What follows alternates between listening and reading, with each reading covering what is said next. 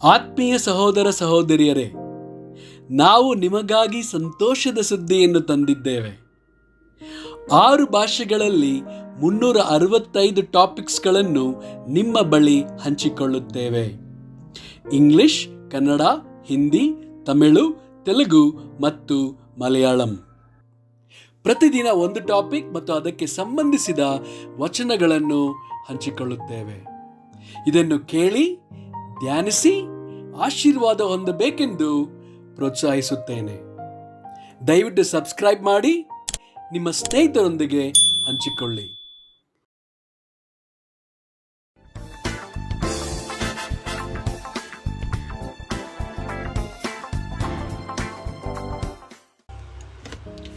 ಇಂದು ದಿನ 254. ಟಾಪಿಕ್ ಹಿಂಸೆ. ಮತ್ತಾಯ 5 ವಚನ 10-12 ಮತ್ತು 44. ನೀತಿಯ ನಿಮಿತ್ತವಾಗಿ ಹಿಂಸೆಯನ್ನು ತಾಳಿಕೊಳ್ಳುವವರು ಧನ್ಯರು, ಪರಲೋಕ ರಾಜ್ಯವು ಅವರದು. ನನ್ನ ನಿಮಿತ್ತವಾಗಿ ಜನರು ನಿಮ್ಮನ್ನು ನಿಂದಿಸಿ ಹಿಂಸೆಪಡಿಸಿ ನಿಮ್ಮ ಮೇಲೆ ಕೆಟ್ಟ ಕೆಟ್ಟ ಮಾತುಗಳನ್ನು ಸುಳ್ಳಾಗಿ ಹೊರಿಸಿದರೆ ನೀವು ಧನ್ಯರು. ಸಂತೋಷ ಪಡಿರಿ, ಉಲ್ಲಾಸ ಪಡಿರಿ, ಪರಲೋಕದಲ್ಲಿ ನಿಮಗೆ ಬಹಳ ಫಲ ಸಿಕ್ಕುವುದು. ನಿಮಗಿಂತ ಮುಂಚೆ ಇದ್ದ ಪ್ರವಾದಿಗಳನ್ನೂ ಹೀಗೆ ಹಿಂಸೆ ಪಡಿಸಿದರಲ್ಲ. ಆದರೆ ನಾನು ನಿಮಗೆ ಹೇಳುವುದೇನೆಂದರೆ, ನಿಮ್ಮ ವೈರಿಗಳನ್ನು ಪ್ರೀತಿಸಿರಿ, ನಿಮ್ಮನ್ನು ಹಿಂಸೆ ಪಡಿಸುವವರಿಗೋಸ್ಕರ ದೇವರನ್ನು ಪ್ರಾರ್ಥಿಸಿರಿ. ಮತ್ತಾಯ 10 ವಚನ 16-20. ನೋಡಿರಿ, ತೋಳಗಳ ನಡುವೆ ಕುರಿಗಳನ್ನು ಹೊಗಿಸಿದಂತೆ ನಾನು ನಿಮ್ಮನ್ನು ಕಳುಹಿಸಿಕೊಡುತ್ತೇನೆ. ಆದುದರಿಂದ ಸರ್ಪಗಳಂತೆ ಜಾಣರೂ ಪಾರಿವಾಳಗಳಂತೆ ನಿಷ್ಕಪಟಿಗಳೂ ಆಗಿರಿ. ಇದಲ್ಲದೆ ಜನರ ವಿಷಯದಲ್ಲಿ ಎಚ್ಚರಿಕೆಯಾಗಿರಿ. ಅವರು ನಿಮ್ಮನ್ನು ನ್ಯಾಯ ವಿಚಾರಣೆಯ ಸಭೆಗಳಿಗೆ ಎಳಕೊಂಡು ಹೋಗುವರು, ತಮ್ಮ ಸಭಾಮಂದಿರಗಳಲ್ಲಿ ನಿಮ್ಮನ್ನು ಕೊರಡೆಗಳಿಂದ ಹೊಡೆಯುವರು. ನನ್ನ ನಿಮಿತ್ತವಾಗಿ ನಿಮ್ಮನ್ನು ಅಧಿಪತಿಗಳ ಮುಂದಕ್ಕೂ ಅರಸುಗಳ ಮುಂದಕ್ಕೂ ತೆಗೆದುಕೊಂಡು ಹೋಗುವರು. ಹೀಗೆ ಅವರಿಗೂ ಅನ್ಯಜನಗಳಿಗೂ ಸಾಕ್ಷಿಯಾಗುವುದು. ಆದರೆ ಅವರು ನಿಮ್ಮನ್ನು ಒಪ್ಪಿಸಿಕೊಡುವಾಗ ಹೇಗೆ ಮಾತಾಡಬೇಕು, ಏನು ಹೇಳಬೇಕು ಎಂದು ಚಿಂತೆ ಮಾಡಬೇಡಿರಿ. ಆಡತಕ್ಕ ಮಾತು ಆ ಗಳಿಗೆಯಲ್ಲಿ ನಿಮಗೆ ಸೂಚನೆಯಾಗುವುದು. ಮಾತಾಡುವವರು ನೀವಲ್ಲ, ನಿಮ್ಮ ತಂದೆಯ ಆತ್ಮನೇ ನಿಮ್ಮ ಮುಖಾಂತರವಾಗಿ ಮಾತಾಡುವನು. 2 ತಿಮೋಥೆಯನಿಗೆ 2 ವಚನ 3. ಕ್ರಿಸ್ತ ಯೇಸುವಿನ ಒಳ್ಳೆ ಸೈನಿಕನಂತೆ ನನ್ನೊಂದಿಗೆ ಶ್ರಮೆಯನ್ನನುಭವಿಸು. 2 ತಿಮೋಥೆಯನಿಗೆ 3 ವಚನ 11-12.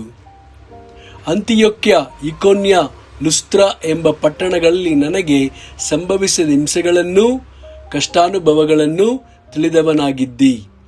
ನಾನು ಎಂತೆಂಥ ಹಿಂಸೆಗಳನ್ನು ಸಹಿಸಿಕೊಂಡೆನು. ಅವೆಲ್ಲವುಗಳೊಳಗಿಂದ ಕರ್ತನು ನನ್ನನ್ನು ಬಿಡಿಸಿದನು. ಕ್ರಿಸ್ತ ಯೇಸುವಿನಲ್ಲಿ ಸದ್ಭಕ್ತರಾಗಿ ಜೀವಿಸುವುದಕ್ಕೆ ಮನಸ್ಸು ಮಾಡುವವರೆಲ್ಲರೂ ಹಿಂಸೆಗೊಳಗಾಗುವರು. 1 ಕೊರಿಂಥದವರೆಗೆ 4 ವಚನ 11-13. ಈ ಗಳಿಗೆಯವರೆಗೂ ನಾವು ಹಸಿದವರು, ಬಾಯಾರಿಕೆಯುಳ್ಳವರು, ಮೈಗೆ ವಸ್ತ್ರವಿಲ್ಲದವರು, ಗುದ್ದು ತಿನ್ನುವವರು, ಮನೆಯಿಲ್ಲದವರು, ಸ್ವಂತ ಕೈಗಳಿಂದ ಕೆಲಸ ಮಾಡಿ ದುಡಿಯುವವರೂ ಆಗಿದ್ದೇವೆ. ಬಯಸಿಕೊಂಡು ಹರಸುತ್ತೇವೆ, ಹಿಂಸೆಪಟ್ಟು ಸಹಿಸಿಕೊಳ್ಳುತ್ತೇವೆ, ಅಪಕೀರ್ತಿ ಹೊಂದಿ ಆದರಿಸುತ್ತೇವೆ. ನಾವು ಈಗಿನವರೆಗೂ ಲೋಕದ ಕಸವೋ ಎಲ್ಲಾದರ ಹೊಲಸೋ ಎಂಬಂತೆ ಆಗಿದ್ದೇವೆ. 2 ಕೊರಿಂಥದವರೆಗೆ 4 ವಚನ 8-9.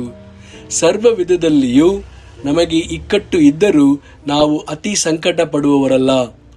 ನಾವು ದಿಕ್ಕು ಕಾಣುವವರಾಗಿದ್ದರೂ ಕೇವಲ ದೆಸೆಗೆಟ್ಟವರಲ್ಲ. ಹಿಂಸೆ ಪಡುವವರಾಗಿದ್ದರೂ ಕೈ ಬಿಡಲ್ಪಟ್ಟವರಲ್ಲ. ಕೆಡವಲ್ಪಟ್ಟವರಾಗಿದ್ದರೂ ಪ್ರಾಣ ನಷ್ಟಪಡುವವರಲ್ಲ. ಯೋಹಾನ 15 ವಚನ 18-21. ಲೋಕವು ನಿಮ್ಮ ಮೇಲೆ ದ್ವೇಷ ಮಾಡುವುದಾದರೆ ಅದು ಮೊದಲು ನನ್ನ ಮೇಲೆ ದ್ವೇಷ ಮಾಡಿತೆಂದು ತಿಳ್ಕೊಳ್ಳಿರಿ. ನೀವು ಲೋಕದ ಕಡೆಯವರಾಗಿರುತ್ತಿದ್ದರೆ ಲೋಕವು ನಿಮ್ಮ ಮೇಲೆ ತನ್ನವರೆಂದು ಮಮತೆ ಇಡುತ್ತಿತ್ತು.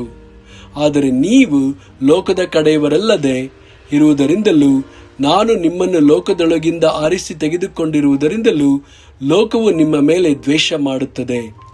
ದಣಿಗಿಂತ ಆಳು ದೊಡ್ಡವನೆಲ್ಲವೆಂಬುದಾಗಿ ನಾನು ನಿಮಗೆ ಹೇಳಿದ ಮಾತನ್ನು ಜ್ಞಾಪಕ ಮಾಡಿಕೊಳ್ಳಿರಿ.